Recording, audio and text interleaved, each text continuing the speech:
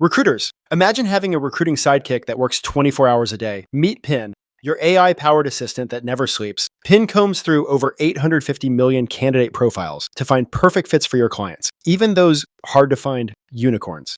It then engages them across email, LinkedIn, and SMS with smart outreach that gets nearly half of candidates to respond. And Pin doesn't stop there. It automatically screens resumes with pinpoint precision and handles the back and forth of interview scheduling for you. It's like having an extra team member who never clocks out, so you can fill roles faster and focus on closing deals. Visit pin.com to book your demo today. Coming up on this episode of the Elite Recruiter Podcast. What are we supposed to do with LinkedIn to start getting this inbound business? So I think with LinkedIn, you have to be very focused on your target market, your industry, right? Everything you do should be geared towards that industry. Anything that has any controversy tends to produce so much better than anything that's just like a news story, right? Like just contrarian, hot take type stuff. I mean, I've tried it in my own feed. Like I don't like doing it, but the last 2 posts that I did probably had, I think, like 100 times more viewers than in my average post. Welcome to the Elite Recruiter Podcast with your host, Benjamin Mena, where we focus on what it takes to win in the recruiting game. We cover it all from sales, marketing, mindset, money, leadership, and placements.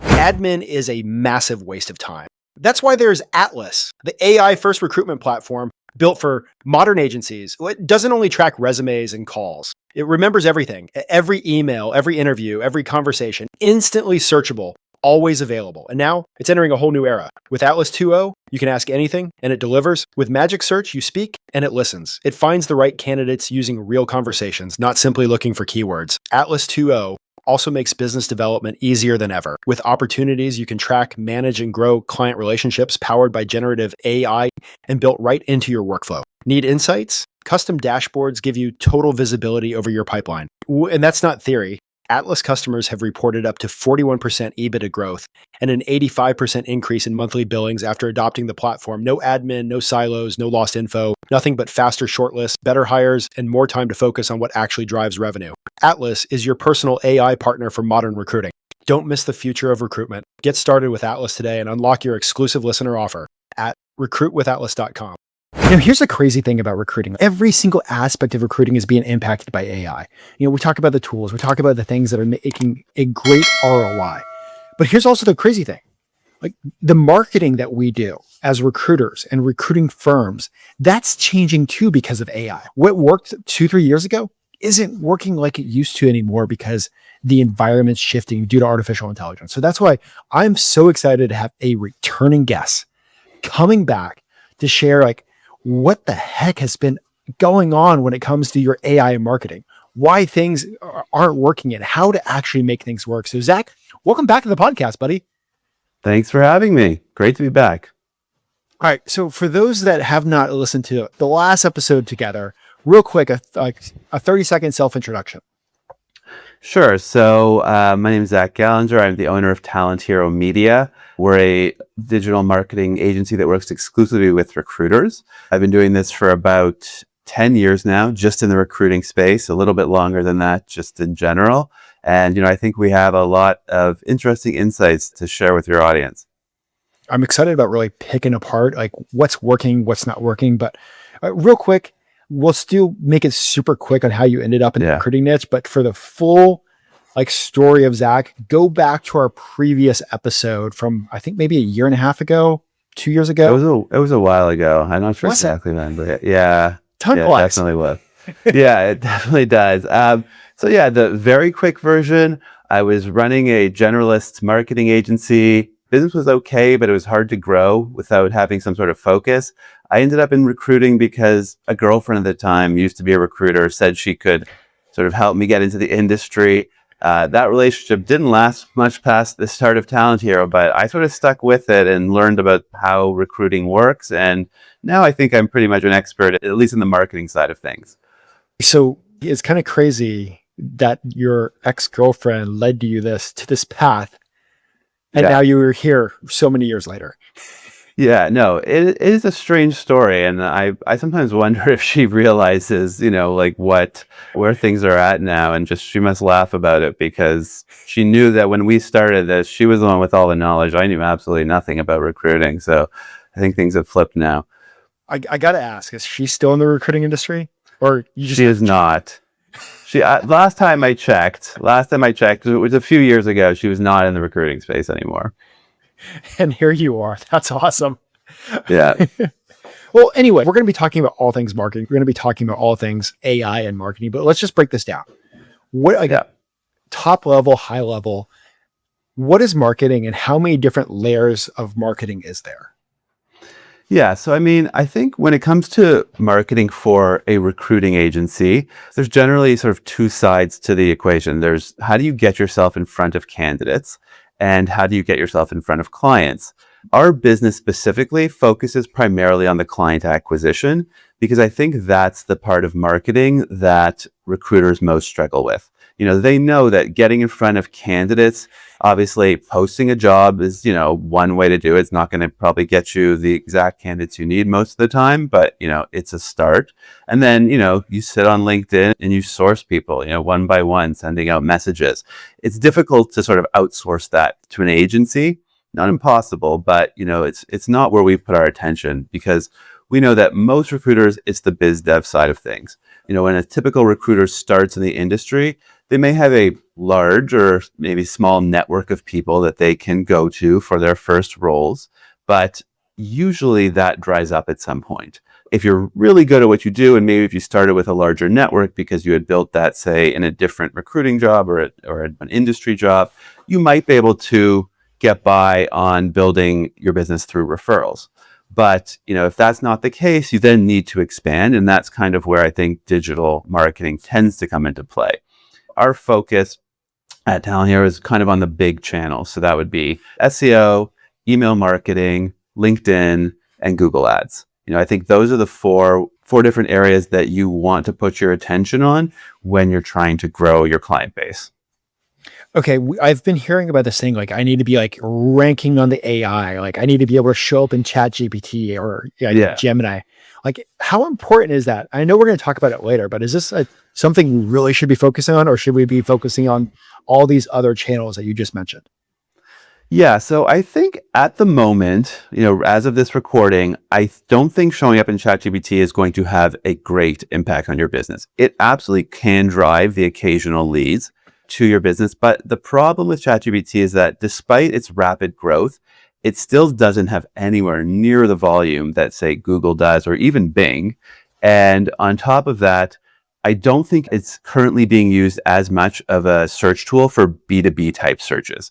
People go there when they have like a quick question they want answered, or maybe it's a health question. It's usually a search that kind of ends at ChatGPT. You get the answer, you leave. With B2B, even when you get a result, you get an answer, oh, these are the best recruiters in this space, you still have to go to their website. You still have to make a phone call. Like the search can't end there because you haven't really completed your task. And I think there's a psychological barrier for a lot of users, not everybody, but that sort of prevents them from moving over to ChatGPT for that type of search. Things may grow in the future. Obviously growth has been rapid to this point, but at this point, based on our internal data, we have a lot of it for various clients, it makes up at most for probably our largest AI-based client about 5% of their search traffic. So It's something to think about, but maybe not put all your attention just quite yet. And we can talk later about, if you do want to put some of your attention there, what do you do? Because it's a little bit different than traditional SEO. Okay, let's just get started with SEO. Like SEO for recruiters. What does that mean? How do you get ranked? What do you do? Right. So, I think it's important to start by having the right content on your website. And by content on your website, you kind of want to have an individual page on that site for every single industry or practice area you want to rank for. There's obviously some nuance to what to put on that page, but having things like an explanation of how you work, or just an about section for your business, social proof like client logos, testimonials, case studies, those all go a long way to demonstrating to Google that you are someone who understands that specific industry and therefore are eligible to kind of be ranked for it. And by ranked for it, I mean let's say you're in the life sciences space, your target queries might be something like life sciences recruiter, obviously, or life sciences executive search, or life sciences staffing agency. All those types of searches are going to drive new clients to your business if you're able to get on the first page of Google. The challenge, though, is that there are many, many recruiting agencies in every space, right? And many of them have set up those pages on their site already. And so just building that page is not going to be sufficient. And that's where backlinks come into play. By that, we mean getting other websites to link back to your website, right? So each link that you acquire is kind of a vote of authority to your website, right? Like, why is someone linking to you? Because they like what you have to say. The challenge that recruiters face is that there aren't a lot of very obvious reasons why someone would link to your recruiting agency website, right? And you kind of have to figure out, okay, well, given that problem, what are some creative solutions? And the two that we really recommend are responding to journalist queries and paid links. So the first one, basically, there's different services. One's called Featured, one's called HARO, so Help a Reporter Out, where journalists and bloggers seek out quotes from industry experts. And if you respond to their quote request, and you get published in that blog or article, they'll give you a link back to your website as sort of credit for what you said. If you accumulate enough of those over time, especially on some higher value sites, you will start to see your Google rankings increase. The second one is a little bit trickier to execute and may worry some people, but that's paid links, right? There are many databases on the internet that sell links. And Google, of course, advises against this, but it's very common practice in the SEO world to pay for links on these sites. The benefit of those links is that you are able to control the type of website linking to you and the exact article that's written. So let's say you, again, life sciences recruiter, you find a pharma-based website and you ask them to write a post for you on how to recruit in the life sciences space. Now you have a link from a relevant page on a relevant post. That link's going to have a lot of value. If you put those two pieces together over time, and it does take time, you will start to notice that your Google search rankings will increase, and you will start to find that new clients come to your site and reach out to you. So I know LinkedIn does really good with SEO because they somehow end up at the top of Google searches a lot. Yeah. Is there any way that you can link your websites to LinkedIn posts or LinkedIn articles that backlinks back to your company page? So I would say this is a complicated question, and I'll give sort of two different answers. If you link from LinkedIn back to your website, you would think that LinkedIn is a very strong domain, right? It has a lot of authority in Google's eyes. But the problem is that LinkedIn marks all of their links as what's called no follow, which tells Google, do not consider this link from an SEO perspective. It's there, you see it, but it shouldn't pass any authority to the website that you're linking to. So there's no real benefit there. Yeah, it does help a little bit with ChatGPT, and I can talk about that. This is a bit of a niche topic, but I'll go over it quickly. There is something called parasite SEO, and it sounds a little sketchy, but it's not really. Basically, it means trying to use domains that already have authority to promote your business. So you were talking about before, you might be able to, it's tricky, write a post on LinkedIn about your own business and should get that to show up in the Google search results. You're not doing it for the link that benefit, right? Where it links back to your website. You're just doing it for the, somebody searches, they see that post, they discover your business, and you take it from there.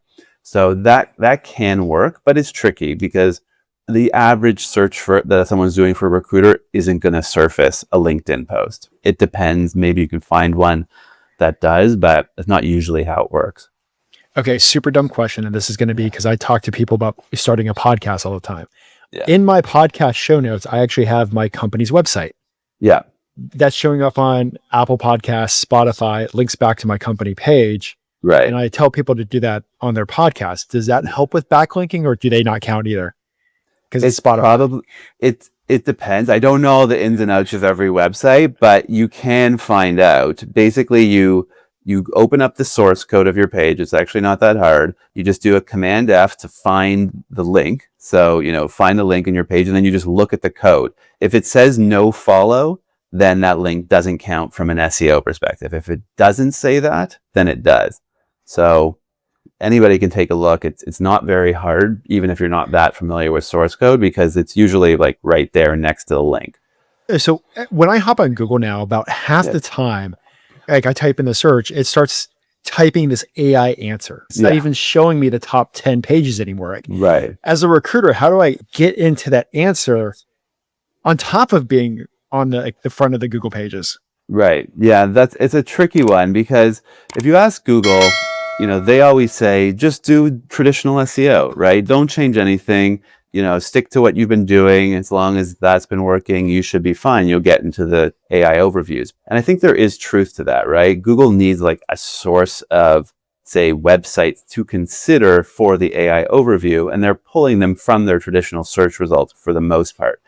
However, it's not that simple, because the AI overview also may pull from other sources that are not going to be used in its traditional results. And so by that, I mean, the one big one is third-party lists, right? So if you can get yourself ranked in a third-party list that sort of advocates for your business, then that third-party list is likely to be, or can be, cited in the AI overview, and then you're more likely to show up in that AI overview.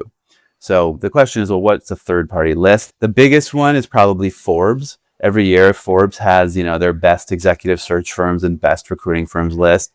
And it is possible to get into those lists. You have to send out surveys to your clients. Those surveys have to be filled out, but it's an absolutely doable process for, I would say, anywhere for a recruiting firm that is probably mid-size or larger. There's also other third-party lists that are probably impossible to get into. So, for example, you may have a situation where a recruiting agency promotes their own business by creating a list and putting themselves at the top of that list, right? If you look carefully at Google search results, you'll find examples of that. You're probably not going to get into that list, right? So there's different sort of, there are probably other types of lists as well. Smaller publications, maybe in a particular niche, might have a list. So you kind of want to look at what Google is citing as its sources for that AI overview and see, can I get myself listed there as well? Sometimes you might be able to, sometimes it might not be possible. That's why I always see those pages where it's like the top 10 and they're like always on that top 10. Yeah, exactly. Oh, genius. And you'll find too with those lists is you might, if you show up on the first results of Google, when they were building that list, you might get put on it as well without your knowledge. And that's actually probably a net benefit to you, because if that list shows up and someone's not just contacting the top recruiter, but they might be contacting someone else on the list, well, now you have another avenue to be discovered. What else should we be doing in the SEO world as recruiters? I don't know if there's that much beyond content and links. I mean, I think blogging can be a nice supplemental tool, but I don't think it's the primary focus for a recruiter. So when I talk about blogging, I'm talking about writing posts that are highly specific to your industries and recruiting. So it's not like, what are the top 5 resume tips for getting seen? But it might be like, what are the top 5 resume tips for a life sciences resume, or even more niche, like a pharma resume or a nursing resume. If you write a lot of posts on those really specific topics, you interlink them, link from one to another where it makes sense, link back to your other pages, like your page that's targeting the word nursing recruiting. That can help sort of tell Google that you have expertise in that area, and it can and sometimes improve your rankings. But, it's not something I recommend as the first step, because it isn't the main driver of rankings. When you say content, like how much content should we be doing on a weekly or monthly basis?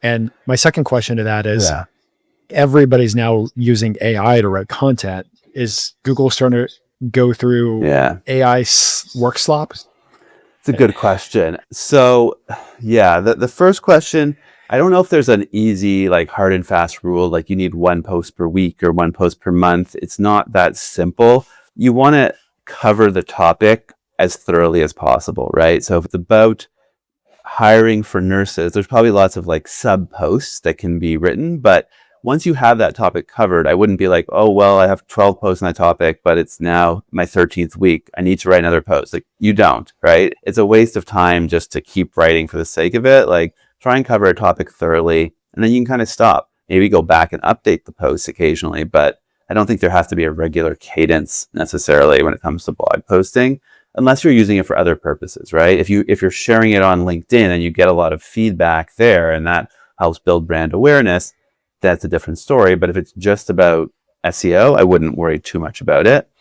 As for the AI content problem, yeah, that's a tricky one because Google's official stance is that they don't care if something's written by AI as long as it adds value. I think if you use AI to write about something that's been covered before, it's probably not going to add much value. If you can use AI to kind of pull together different ideas into a unique sort of piece, you're probably going to have a chance to rank. Our clients use AI content. Sometimes we will edit the AI content. That can obviously help a bit, but it does rank. And it probably ranks around the same rate as any other content. I think that like Google, the AI detectors, they don't know objectively what's AI or not. So I don't think Google can use that as like a key factor because they would probably have many false positives and many false negatives. And it's not, if you have a system that works like that, you probably just can't use it. How long does it take when you start doing all this stuff to get onto the front page so you get seen and you get this inbound business, this magical inbound business that we all want? Yeah. So I'd say that there's a number of factors to consider when thinking about timelines. One is, how old is your domain? Because older domains tend to rank more easily.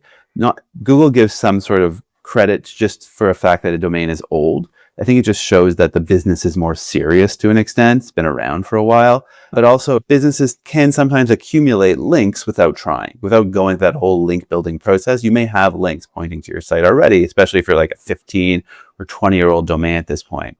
The other thing has to do with competition, right? Competitive spaces can take a long, long time. I'm talking about like years sometimes to really like move the needle enough, unless you have a massive budget to spend on links, right? That's kind of the shortcut, but the average recruiter doesn't have that kind of budget in my experience. For less competitive terms, you could rank within a week or two, but you have to remember they're less competitive. They typically have lower search volume. So, we've seen people that go after really niche terms. Maybe they're searched like 20 times a month and they get to the first page, right? They'll probably only get 2 or 3 clicks on those search terms. And if they're lucky, someone will reach out. So you sort of have to weigh these two factors against each other. Difficulty versus volume. They tend to be sort of negatively correlated. So you said like something like most recruiters don't have like the financial firepower to really rank super fast. When you say that, like what's this number that you're talking about? Yeah, I would say like if a recruiter comes to me and says, I want to be ranking for terms in like IT staffing, right? And I want to do it quickly. What do I need to do? I would say your budget probably has to be maybe for the link building element, at least $50,000 in year one to go after something like that competitive, perhaps more.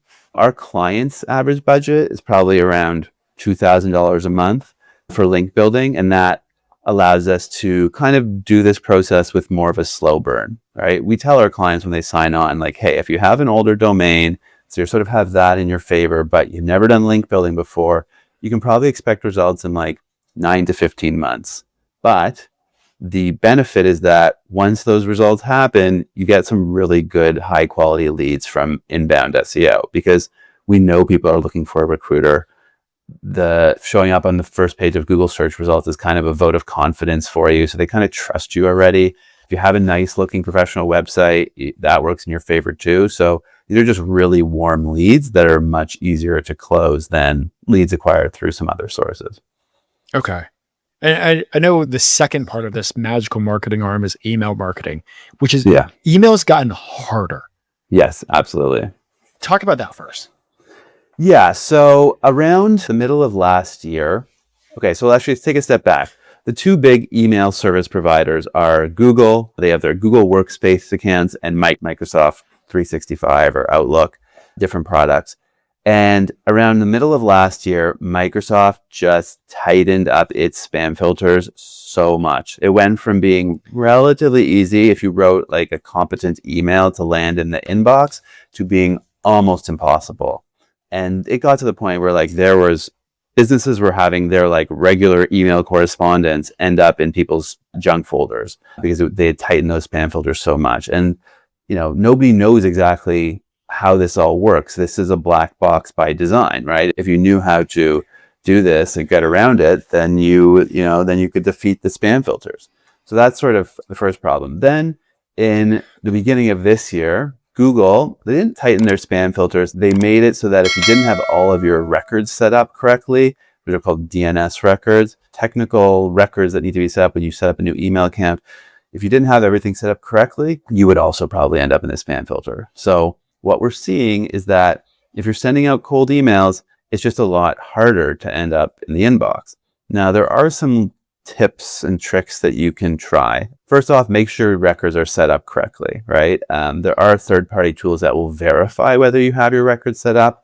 I'm not sure if there's any that I can think of that actually will set them up for you. But if you have a little bit of technical knowledge, you should be able to do it and then troubleshoot it if you see like any sort of error. The other thing, if you're sending out cold emails, try to exclude links in your emails. Those tend to be a big red flag for spam filters. And so if you want to, increase your odds of getting in the inbox, leave them out. Keep your messages, short and to the point. You want people to read them and respond to them. Even negative responses are actually not bad, but if it's a long block of text and no one's going to even look at, you're not going to have any engagement with that typically. And the last thing is you need to buy a lot of domains and email accounts and send low volume from each account. So it used to be the case that you could have an email account, you send 150 emails per day, and that would work fine. Now it's probably more like 10 to 15 emails per day per account. So yeah, the infrastructure setup time and cost is more significant. But I will give your listeners one provider. I have no formal affiliation with them, but I really like what they do. It's called Inboxlogy. And the nice thing about them is that it's really easy to purchase Microsoft accounts, purchase Google accounts at a reasonable price and do it in bulk without like having to, go through the checkout process, right? If you were to buy like a Google account, you have to like fill out all these forms to get each account set up. They kind of do all the work for you. It's like $350 per email account, so nothing crazy. And they're very good customer service. What was the name one more time? It's called, Inboxlogy. So INBOXLOGY.com. And I have worked with a number of different similar companies, and I've had a lot of bad experiences with them. So I would just be wary. They have many competitors. This is obviously a pretty crowded and like undifferentiated space. Do they help you set up all the backend DMARC, DNS? Yes, they do. They will. If you give them access to your domain, which they'll tell you how to do that, they will set up all your records for you. So that's another nice perk of this system. And they also have higher quality accounts. So not getting into all the details of it, but there are people selling Google and Microsoft accounts that are doing things they should not be doing. And those accounts are susceptible to being just randomly shut down. Inboxlogy is like doing it the right way. There are other companies that are doing things the right way. It's just really hard to know in advance which ones those are. So I have been burned in the past by this. And that's sort of why I'm saying, like, go with this company if you do this. Like, you don't want to go through this whole process of figuring this out on your own. It's very annoying.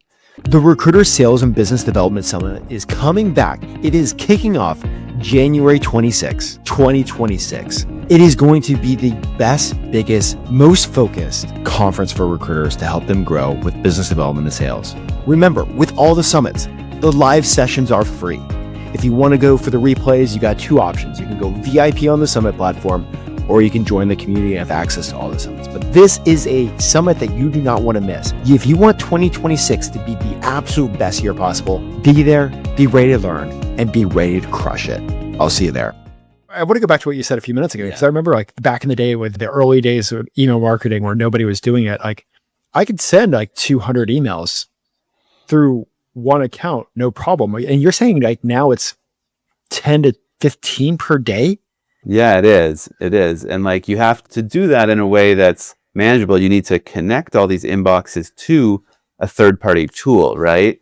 And that third-party tool will randomly distribute them across all of your inboxes, right? Because you can't, realistically, no one has the time to like send one email at a time through that many inboxes. So, there's many of those tools available. Lemlist, Reply.io, Apollo.io. Those are three that I can think of, where you connect all the inboxes, you set your campaign, and it just sort of randomly assigns each message to one account until, the account's say daily sending limit has been reached. Okay. Good to know. Yeah. I know a lot of these like systems are now getting like AI with their spam filters. Like, Yeah. how do you make sure that you're maybe using some AI in your messaging, but making it through Right. with your message to the actual inbox? Yeah, so that's a good question. I think the exact amount of AI that's used in the spam filter side of things is really not known, right? Google and Microsoft, by design, do not talk about this, right? They may still be using almost entirely traditional spam filters, but it's impossible to know. And I can say that what works in practice is a few things. First off, you need to stay away from any words that are like typically used in a sales pitch. Anything like free or the word trial or offer, right? Like those are just dead giveaways that something is a cold email and that's going to get marked as spam almost 100% of the time. The other tricky part of this is something called fingerprinting. So if you send the same type of email over and over again, no matter how good it is and how targeted it is, someone's going to mark it as spam, right? And if you do it enough times, multiple people are going to mark it as spam. And at that point, you're kind of burned, because what Microsoft and Google do is they take a digital fingerprint of that email and they basically, say, does this new email coming in look similar to that last email that someone marked as spam? And if it looks too similar, then it's like, well, if that one was spam, this is also probably spam. So let's put it in the junk folder. So what you have to do there is something called Spintax. It's annoying to set up, but it does work. Basically, you take your email you want to send, and for every phrase in that email, you come up with 10 different ways of saying it. And so when your email gets built, your email is built from all these different versions of your email. And so every email is like almost unique, right? Because it's combining all these different parts of like the email that, into one big email, and it prevents fingerprinting. It's something that's hard to explain without a bit of a visual demonstration. So if anyone is interested, I would suggest just looking it up, how it works, but it can avoid some of those problems that happen when you just keep sending out the same email over and over again. All right. So somebody that knows nothing about Spintax, is that kind of like the A and B testing in some of these things, or is that completely different? It's different. Like usually A/B testing might be like test this subject versus that subject. Spintax will basically say, here's a sentence, right? I'm going to chunk up that sentence into 3 parts. Maybe it's like, let's give you an example. The first one, the sentence says like, I saw your job posting, right? And then so instead of saying I saw, you can say, I noticed your job posting, or I noticed your job advertisement, right? There's many different ways of saying the same thing. So Spintax is just a way of dynamically creating all those different possible emails on the fly, so that person A gets an email that's different from person B. They say roughly the same thing in terms of their messaging, but the words that are used are different. And most tools, like to send out emails, will have Spintax built into them. They'll have like a function for you to figure out how to do that. It's a pain though, right? Like trying to write a coherent sounding email when you have to use like all these different words to say the same thing. It's not that pleasant to set up, but it does work once you get it right. Okay. I want to jump over to LinkedIn, which is where so many of us spend our time. Yeah. What are we supposed to do with LinkedIn to start getting this inbound business? So I think with LinkedIn, you have to be very focused on your target market, your industry, right? Everything you do should be geared towards that industry. So don't write stuff about recruiting in general. That's just going to attract recruiters, and you don't need recruiters reading your LinkedIn post. That's not going to help you, right? But if you write about, again, let's go back to life sciences. If you write about, say, like life sciences news stories, like, and share an article, write an interesting summary of it, give your take. Now you're going to have people within the life sciences space who are going to be seeing that content and engaging with it. And the goal there is to, over time, build an audience of people who are within your industry so that you can occasionally insert like a more self-promotional post into your feed. So it's like if I summarize 4 articles per week, I may be on the 5th day I put in something promoting my business, but I know that it's only life sciences people who are likely going to see it. So the challenge, of course, is coming up with that cadence and consistency, regularly posting, right? It's not easy to do that, on a daily basis. And you don't have to necessarily do it on a daily basis. One of the things with LinkedIn that's changed recently is that the life of a post tends to be a lot longer. It used to be the case that like almost all of your views would happen within the first day that the post was live. Now, if you kind of look at your feed, you'll probably notice this. There's a lot of older posts that are in your feed. So something that performed well at the start might have a longer life to it. So you don't necessarily need to always be posting. I think quality over quantity for sure. And the other thing too, and this is kind of annoying in my experience, but anything that has any controversy tends to produce so much better than anything that's just like a news story, right? Like just contrarian, hot take type stuff. I mean, I've tried it in my own feed. Like I don't like doing it, but the last 2 posts that I did probably had, I think, like 100 times more viewers than my average post. And it's like, this is not even, I don't even think this is helpful to anybody who read this, but it gets people going. It gets people in your comments. When people start commenting, that gets a lot of engagement and that improves the reach of your post. But it's tricky, right? Like if you write a news story and there's no hot take in it, no one's going to comment on it. I think the goal there is for someone to just consistently see that like you have some insight into this industry. You're somebody who likes to share their knowledge and, that's valuable to people. So when it comes time for you to say like, hey, I'm also a recruiter, would you want to work with me? People, of course, can make that connection, right? This is the person who I trust. Let's use their recruiting services. It's a little bit indirect, but I think LinkedIn marketing is mostly that, right? It's not as in your face direct sales type approach. Do you often see a lot of recruiters like writing posts for other recruiters? Yeah, I definitely do. Like people talking about their daily struggles with a candidate who, ghosted them, or a company that, wants to not pay a fee because they say a candidate was already in their database. I mean, just this constant venting of like frustration about the business. And like, I understand why people want to do that, but it has no value to your business. If you think about it, I mean, would your clients care about any of this? Like, of course they wouldn't, right?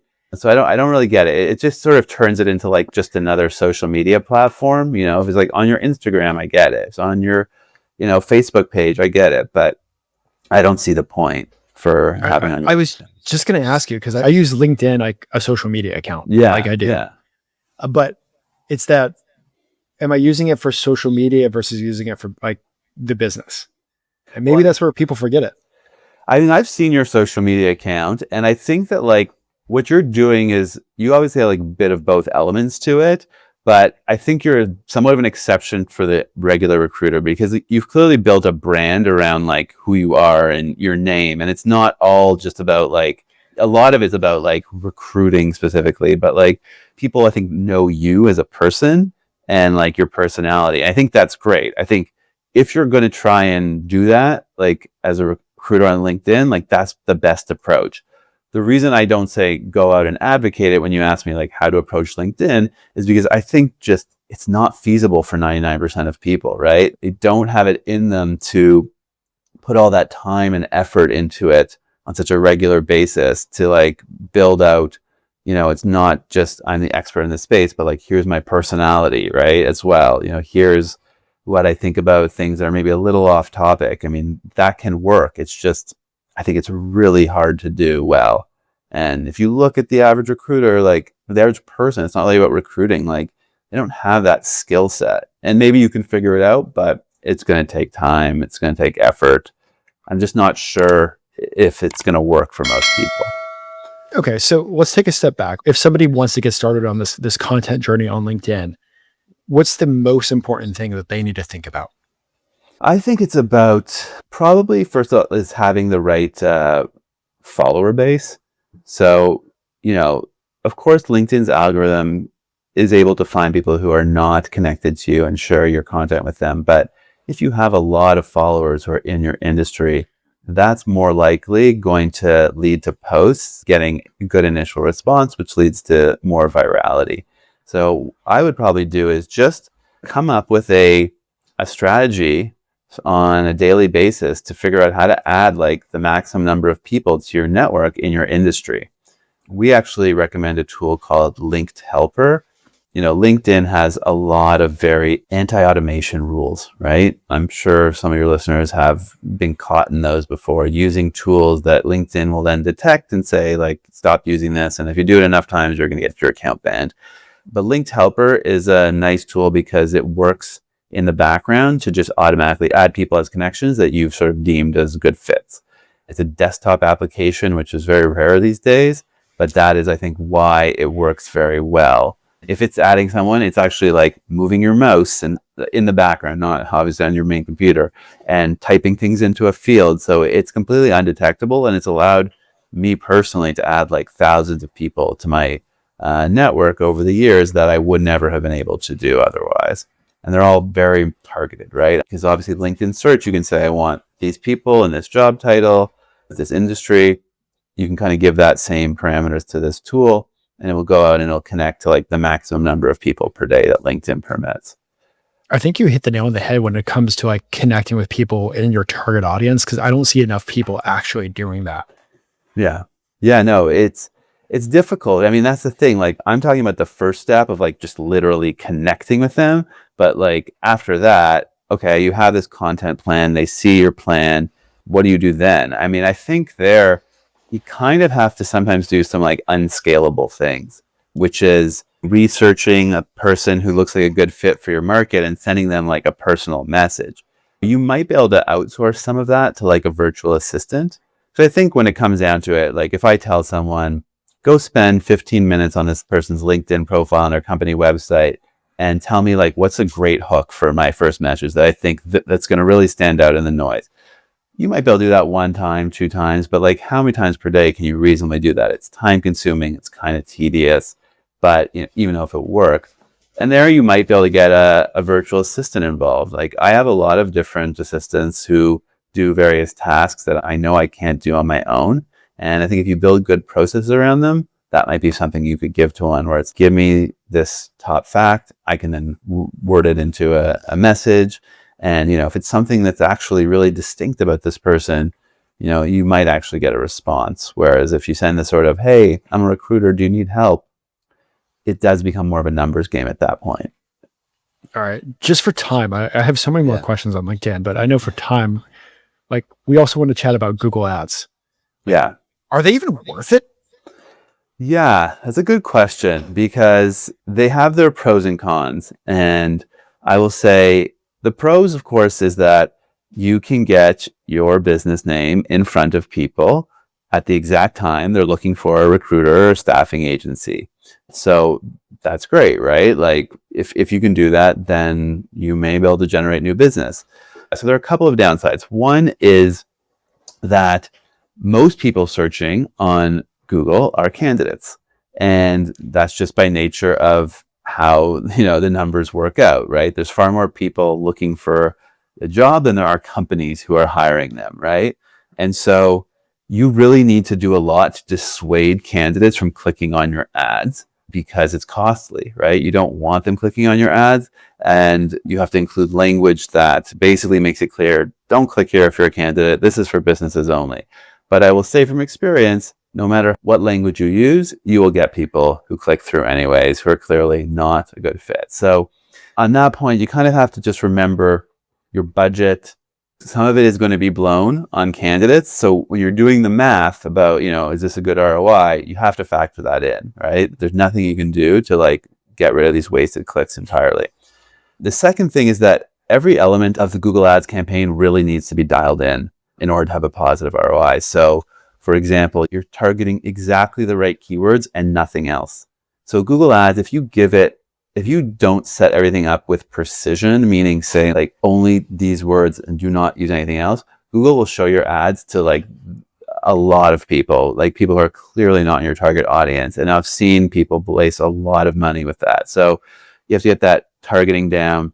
Then you have your ad copy, it has to be really compelling, right? And I do actually think this is an area where ChatGPT is going to do a lot better than the average person at writing ad copy like that. So if you want to try that out, that's probably a reasonable idea. And the last thing is the landing page, right? Someone clicks on the ad, where do they go? You want them on a page that instantly builds a lot of credibility for what it is you do, right? So lots of social proof. The copy of the page should be really specific. For example, again, going back to my example, life sciences recruiter. Let's say you have like a life sciences landing page, but the person typed in pharma recruiter, right? So they click the link, they go to the page and it says, hey, I'm a life sciences recruiter. Here's what we do. That's not good enough, right? You need to have a page that says, I'm a pharma recruiter. Here's the past successes we've had in pharma. Here are the companies we've worked with. Here are their testimonials.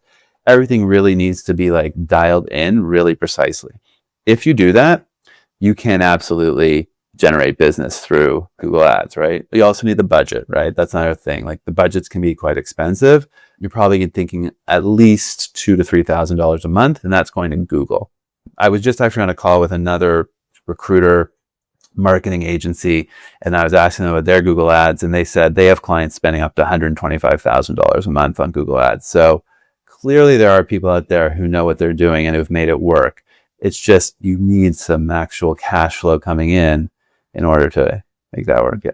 This is another recruiting company spending $125K a month on Google Ads. They're not my clients, but this was I was speaking to another agency that works with recruiters, and they said their biggest client spending $125,000. Yeah. So it's one of those things when I'm thinking about spending $500, like my competition's spending $125K. Yeah. I mean, that's why I was saying, like, when I'm saying when I said, my starting budget might be 2 to 3, that's like pretty focused on something, right? Like focused on a set of keywords that are narrow enough that you can compete. And the weird thing with Google Ads is, though, let's say you happen to be going up against that $125,000 company, right? And let's say you just have you have better targeting, you have better ads, you have better landing page. You can show up, you can beat them out, at least for those keywords, right? There's tons of keywords you're not going to be competing against them for, but there's no reason that you might not be able to rank higher than them. Maybe your budget might run out sooner for a month, right? And there are going to be other terms that they're going to be ranked for you not paying for. But the way that Google Ads works, because it's like an auction, it's actually possible to compete, at least in a subset of the keywords. Okay. So we've talked about a lot. What is worth doing on your own and what is worth outsourcing?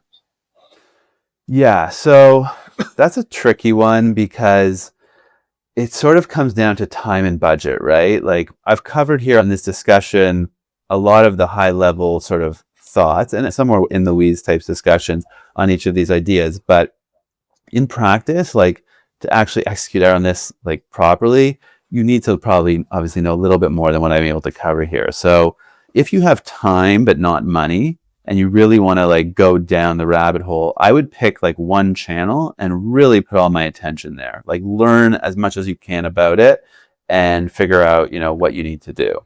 If you want to do SEO, for example, we have a really good guide on our website that will go through a lot more than what we've been able to cover today, and will give you a really good starting point. If you have budget, I think it makes sense to outsource because it's hard to get every single thing right when you're just doing it one time, but some of your competitors are using companies like ours who've done it dozens of times. I think that you want to, at the start, learn something, and then at the end, later on, once you had a little bit of cash flow, like outsource things. Okay. All right. Jumping over to the quick fire questions. You ready? Yeah. And they don't need to be quick answers. Okay. Sure. If I had $500 cash sitting right now, and I want to get started on this marketing journey, right, where the hell should I spend $500? Sure. So I think at that point, you're probably not going to build a great website. So I don't think I would necessarily put my money there. I think I'm going to start by doing something for free, which is optimizing my LinkedIn profile. I'm going to make sure I have a great headshot. I'm going to have a custom banner, which maybe you can design yourself, the banner that goes across the top of your LinkedIn profile. Many people have it blank. And then I'm going to really write an excellent like profile for myself that is very clear on what I do, like which industries, who am I targeting, and what are the benefits that I bring if you work with me. Use ChatGPT if you're not a great writer. So then you have some digital profile to people can look at and say, who I'm going to work at. Next, what I'd probably do is I'm going to purchase a subscription to a tool called Appify. Appify basically has a bunch of different scrapers that lets you scrape different job boards. So it's relatively user-friendly. Like you don't have to be a techie to use it. So I'm going to scrape some job boards. I'm going to find some jobs that I would like to recruit for. And then I'm going to use Apollo. So it's apollo.io to find contact information for those people at that company. And I'm probably going to call them at this point. And the reason I'm saying call is that $500, you're probably not going to set up the best email infrastructure. You're not likely going to end up in people's spam inboxes. So maybe call plus say LinkedIn messages, LinkedIn connection requests with your free requests, right? So you send a connection request, you're allowed to write a really short note. And I think that's something you could do for $500. It's going to be a bit of a grind for sure, but I think it would produce some benefit. Okay. How about this? Yeah. $1,000. Where should I go with a grand? Yeah, I think $1,000 now, you're probably doing the same thing and you're going to be adding in email marketing. I think at that point you can buy enough domains and email addresses. It's probably going to be about $200. You can pay for a subscription to a service like reply.io. So that's what we use for our clients. Again, just a caveat here, I don't love it. The reason I am still recommending it and using it is because it's one of the only tools that has a really nice ability to connect email campaigns and LinkedIn campaigns together. It's not the only one. A few more have come out recently, but it does work well for that. So now I can build more of like a full-fledged multi-channel campaign, which is going to have, emails, LinkedIn, phone calls going out that you're going to have to make. I think that's where I'd put that extra 500. If you want a good laugh, I got reply.io on AppSumo way back when. Yeah. Oh, you feel using it or? It's in my pile of AppSumo tools that I should be using, but I don't. Yeah. If you have a budget, there's probably other alternatives that are a little better. I don't love, it's a little glitchy at times. It's not the best user interface, but it kind of does the job. So we use it. All right, let's kick it up a notch. I got $5,000 to spend this month. Where do I spend that kind of money? So I think with $5,000, you're still doing what I said, and now you're probably thinking about building out a really nice looking website for your business. And I think that this is where I know some people might not agree with me here because, like what's the value of a nice website? And it's hard to quantify, right? Like if you do some outreach, people are going to be like, who is this guy? Like, should I bother contacting them? And they're going to Google your name, right? And, if you don't have a website, your LinkedIn profile will come up. And obviously you can do some of the heavy lifting required to convince this person. But I think a really nice website gives a professional vibe to people. And I think does a lot of work to convince them that you are legitimate. It's hard to quantify because like, what does it mean? Like I go to a website and I think to myself, yeah, wow, that's amazing. Like this is a legit business. I'm sold, but there's no like clear value that like a number I can attach to that. Right. Because I do suspect that this sort of goes beyond your question, but I do suspect that a lot of recruiters who have really bad looking websites, they don't understand how often someone comes to that website and just is like, nah, like I don't want to work with this company. This just looks horrible. And like, I just don't trust them because that person often doesn't reach out to you, right? Like, how do you know when a lead was in the discovery phase, the research phase, and then just dropped off? You don't. It's impossible. So that's why I think you want to have everything like dialed in, when you can. Okay. So what if I $10,000 to spend this month? I think $10,000, now you're probably starting to think about outsourcing all of this work. I think you can definitely do like you can definitely outsource a full campaign, like outreach campaign, get a pretty decent website. If you don't want to do the outreach campaign, you want to think about longer term, maybe you can start outsourcing some of that SEO work. I don't think $10,000 is going to get you by itself, like to the top page for various searches. But if that's like a monthly budget, or you can spend maybe $10,000 now, $2,000 ongoing, now you have like a real opportunity to use SEO as part of your approach. All right. Just like curious on the spin and like the power of what you can get out of it. So definitely thank you for sharing that. Has there been a book that's had a huge impact on your career? I'm going to be honest with you and say no. I did my MBA, so I did read a bunch of business books back in the day. I don't think that much has really changed. I mean, like, has really changed me. I think what I have read would just be like various blog posts over the years, right? Like I've certainly learned from just reading on the internet a ton, participating in forums about, marketing, like those types of discoveries can really help a lot. My critique with business books is that like they're often something that can be summarized in a blog post, and now I have to read 200 pages to learn everything. And so I don't have anything, but I do read a lot. It's just not books about business, at least. Now, like you're in the recruitment marketing space. Yeah. Do you have a favorite tech tool that you absolutely love? In the recruitment marketing space, I mean, for SEO, we use Ahrefs. So it's spelled ahrefs.com. It's a really good SEO tool. I just will warn people it's expensive. So it's like for an agency, it does work well. But in general, I'm not sure I could tell everybody to use it. I guess one tool I do really like is Asana. Asana is our project management tool, and it's really solid. I do a lot of project management, have a number of people working under me, and it lets me stay on top of like a lot of different projects without too much extra, administrative or busy work. So I guess that's what I would recommend. I've seen you like interact with recruiters. I've seen you work a lot with recruiters over the years. I'm sure you get a lot of questions about business development, SEO, email marketing, how the hell to get like inbound business. Like through all these questions that you get from recruiters, do you ever wish they're like, I wish you would just ask me this? Yeah. What would that be? I think recruiters could benefit from thinking about like, what can I do now that will pay off in like a year from now? Because, I know a lot of sometimes recruiters come to me and they're kind of desperate. They need no business right now. And it does work, like things like email marketing. But if you want to build like a real sustainable business, you need that lead flow of like the highest quality leads. And so SEO is a long game. So I think if you start today, you'll probably get benefits in a year. But if you believe your career is going to be 20 years, then like waiting 1 year for benefits, like maybe you have to do other things. You can't just sort of sit and wait. But like 1 year of wait for say 19 years benefit, like that's a really good trade-off. So I think just thinking longer term and thinking about what may take time to execute. Okay, cool. So if anybody wants to follow you, Zach, how do they go about doing that? Yeah, so you can check out our website, talentheromedia.com. We have a newsletter that I've finally managed to start sending out on a weekly basis. So it includes like tips and tricks for recruiting, marketing for recruiters, as well as just other interesting posts. You can also follow me on LinkedIn. So Zach Gallinger is ZackGallinger. I'm posting there pretty regularly these days.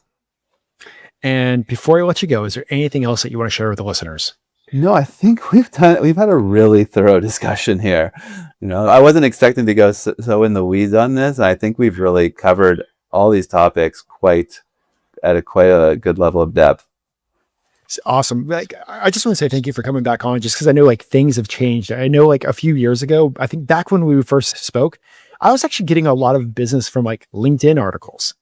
Right. And the world has changed, and I'm like, I've gotten less business. So it's like figuring out where to spend your time, where to spend your money. What can you put as seeds in the ground now that will come up down the road later for you? So Zach, thank you for coming back. For the listeners, let's absolutely just keep on crushing it, and I'll see you guys soon.